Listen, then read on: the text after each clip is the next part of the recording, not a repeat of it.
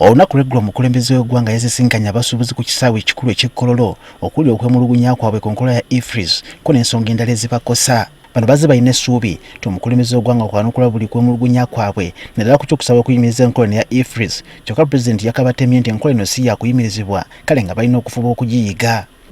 I don't think you should oppose it. You would be wrong if you do that. Alowooza nti mwandibadde temuguwakanya mujja kuba bakyamu bwe mukola ekyo.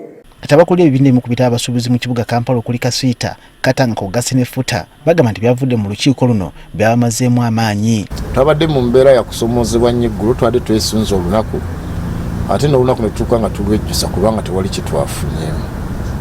Twenyamidde nnyo nga pulezidenti agamba nti tamanyi na kumanya nti omuntu okozesa IFRIS ate alina kubeera ng'ali ku intaneti. Ekyo kyatwenyamizza nnyo. Thaddeus Musoke ssentebe wa Kasiita asabye wabeerewo akakiiko akagatta abasuubuzi ne gavumenti okusobola okumalawo obumulumulu nga buno. Abakulembeze abasuubuzi ne bakiikirirwa ne gavumenti nekola ki. Ne balaba ebintu bino bisobola okujjizibwa. Pulezidenti tasobola kubanga buli kimu yakitegeera. Ye John Kabanda ssentebe wa Futa agambye nti enkola ya IFRIS egwa n'egirenge ekyayimirizibwa okukola. Kubanga ne pulezidenti mwamuwulidde nti omuntu ayingiza raw materials wano ye tasasula misolo. Kati tusaba gavumenti eddira abantu batasasula musolo nga bayingiza wano ebintu bereeteekako IFRIS basasobola okutasasula 18%.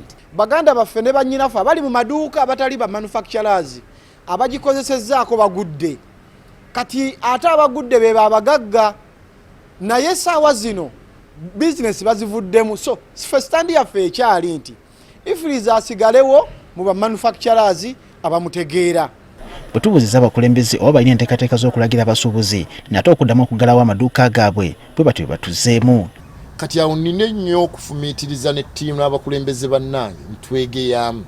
Lunaku lwali tugenda kusinkanako ne baminisita abamu tulabe pulezidenti okuwa kawiini akamu bwe kati omusuubuzi aka penalite kokka. Pulezidenti gwe tumanyi omugumu jeno nalemu adde okuyimiriza abakyayina okutembeeya. Tukowoola bannayuganda mwenna nti mugule emmere musitookinga emmere kubanga tugenda kulangirira okutandika okuggala amaduuka gaffe essaawa yonna kasita tuva mu lukiiko lw'abakulembeze. Kino nsuubira kijja kutwala emyezi 2. Nsooka agambye nti baakuddamu okwogerezeganya n'omukulembeze w'eggwanga ng'ennaku z'omwezi 2 nga bwe yasabye oba oliawo ensonga eno n'agonjoolwa. Ngaffe abasuubuzi tugendera ddala kulemerako okubeera nti pulezidenti tetugenda kumuwaawo kabanga era tuyinza okumumalirako ddala emirembe tubeere nga tuwuliziganya nnyo naye. Abasuubuzi bazze boogera ku nsolooza y'omusolo ng'ekimu ku bibagana okwegazanyisa mu by'obusuubuzi bya Uganda abamu ne batuuka n'okuggalawo amaduuka gaabwe. Samuel Sebuliba agaffe ku Spark TV.